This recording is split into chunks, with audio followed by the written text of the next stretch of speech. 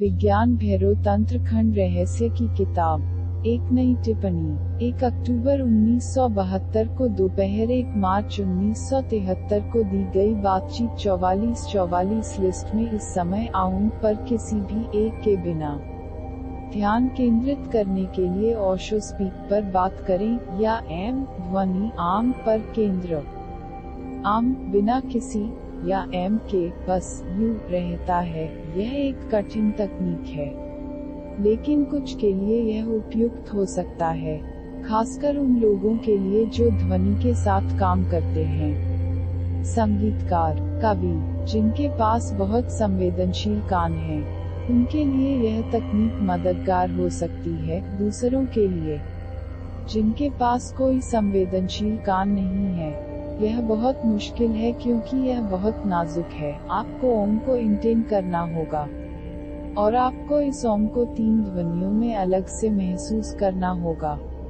ओम में और ध्वनि में आपको 3 ध्वनियों को महसूस करना है, वे वहाँ हैं।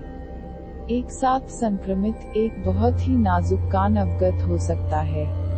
इंटूनिंग करते समय अलग से सुन सकता है, वे अलग हैं, बहुत करीब, लेकिन अलग। यदि आप उन्हें अलग से नहीं सुन सकते हैं, तो यह तकनीक नहीं की जा सकती है। अपने कानों को इसके लिए प्रशिक्षित करना होगा। जापान में, विशेष रूप से ज़ेन में, वे पहले कानों को प्रशिक्षित करते हैं। उनके पास कानों को प्रशिक्षित करने की एक विधि है। बाहर हवा बह रही है, इसकी आवाज है, गुरु कहेगा। इस पर ध्यान लगाओ, सभी बारीकियों को महसूस करो। परिवर्तन, जब ध्वनि क्रोधित हो, जब ध्वनि उग्र हो, जब ध्वनि करुणामय हो, जब ध्वनि प्रेमपूर्ण हो, जब ध्वनि मजबूत हो, जब ध्वनि नाजुक है। ध्वनि की बारीकियों को महसूस करें। पेड़ों के माध्यम से हवा बह रही है, इसे महसूस करें। नदी चल रही है, बारीकियों को महसूस करें। महीनों तक एक साथ साधक ध्यानी नदी के किनारे बैठकर उसे सुनता रहेगा। इसकी अलग अलग आवाजें हैं, सब कुछ बदल रहा है। बारिश में यह बह जाएगा, यह बहुत अधिक जीवित होगा। बह निकला, ध्वनियाँ अलग होंगी। गर्मियों में यह कुछ भी नहीं कम हो जाएगा, आवाज बंद हो जाएगा। लेकिन अगर तुम सुन रहे हो तो अश्रव्य ध्वनियाँ होंगी। पूरे साल नदी बदलती रहेगी और एक जागरूक होना होगा। हरमन हेस की किताब सिद्धार्थ में, सिद्धार्थ एक नाव वाले के साथ रहते हैं और कोई नहीं है, बस नदी। नाव वाला और सिद्धार्थ है, और नाव वाला बहुत खामोश आदमी है। उन्होंने अपना सारा जीवन नदी के साथ गुजारा है। वह चुप हो गया है।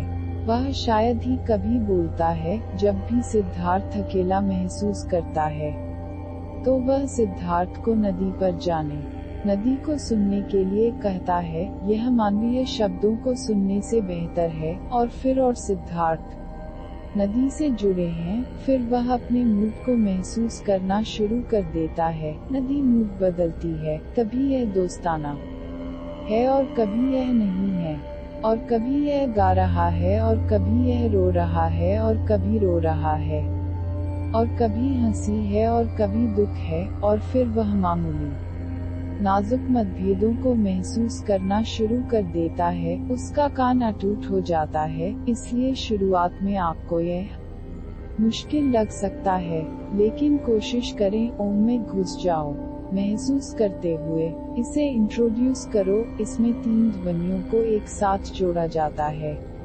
उन 3 ध्वनियों का एक संश्लेषण है। एक बार जब आप उन्हें अलग तरह से महसूस करने लगते हैं, तो ए और एम छोड़ दें। तब आप यह नहीं कह सकते कि ओम ए गिरा दिया जाएगा, एम गिरा दिया जाएगा, फिर यू रहेगा। क्यों? क्या होगा?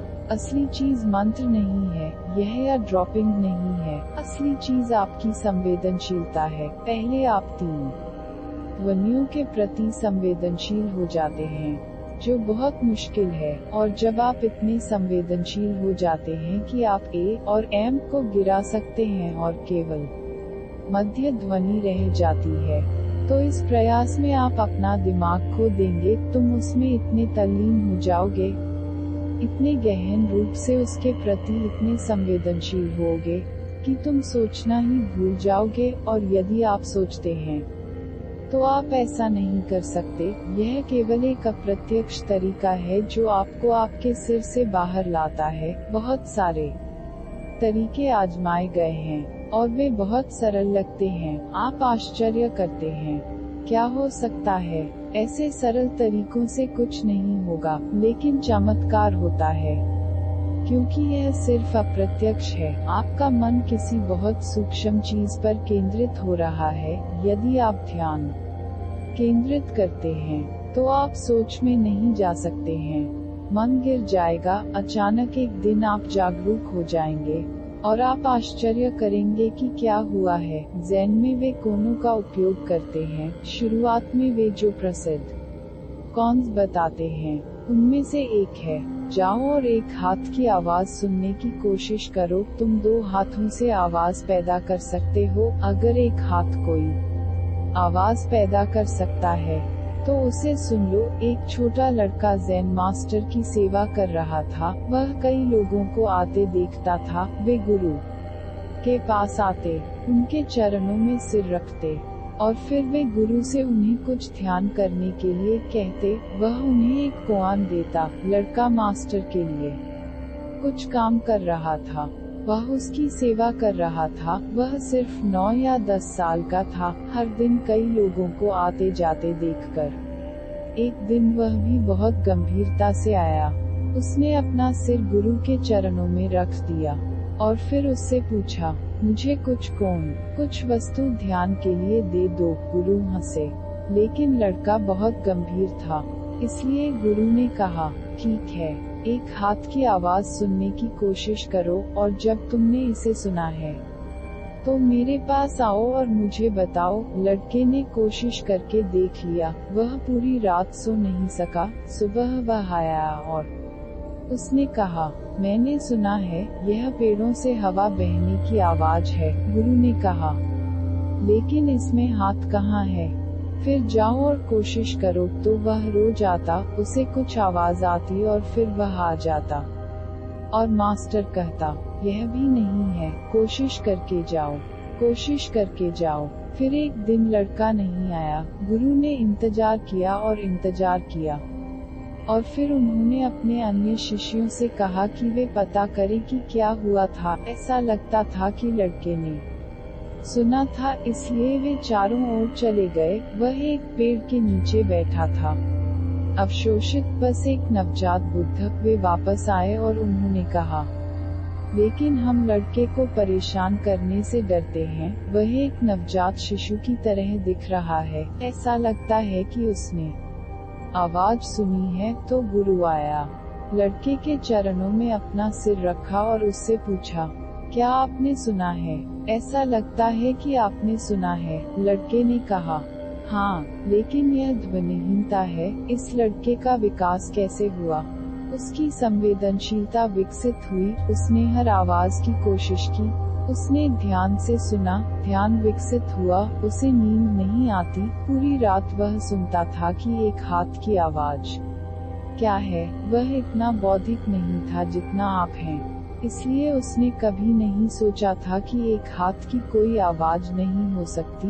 यदि कोआन आपको दिया जाता है तो आप कोशिश नहीं करेंगे। आप कहेंगे, क्या बकवास है, एक हाथ से कोई आवाज नहीं हो सकती। लेकिन लड़के ने कोशिश की। गुरु ने कहा था कि इसमें कुछ होना चाहिए, इसलिए उन्होंने कोशिश की। वह एक साधारण लड़का था, इसलिए जब भी वह कुछ सुनता, जब भी उसे लगता कि यह कुछ नया है, तो वह फिर से आएगा। लेकिन इस प्रक्रिया से उनकी संवेदनशीलता विकसित हुई। वह चौकस, सतर्क, जागरूक हो गया। वह एकांगी हो गया। वह खोज में था और दिमाग गिरा, क्योंकि मास्टर ने कहा, अगर तुम सोचते हो कि तुम चूक सकते हो, कभी कभी वह आवाज होती है जो एक हाथ की होती है। इतना सतर्क रहो कि तुम चूक न जाओ। उसने कोशिश करके देखा, एक हाथ की कोई आवाज नहीं है, लेकिन यह संवेदनशीलता, जागरूकता पैदा करने के लिए सिर्फ एक अप्रत्यक्ष तरीका था। और एक दिन अचानक सब कुछ गायब हो गया। वह इतना चौकस था कि केवल ध्यान वहाँ था, इतना संवेदनशील था कि केवल संवेदनशीलता थी। इसलिए जागरूक, कुछ के बारे में पता नहीं, लेकिन बस जागरूक। और फिर उन्होंने कहा, मैंने इसे सुना है, लेकिन यह ध्वनिहीनता है, यह ध्वनिहीनता है।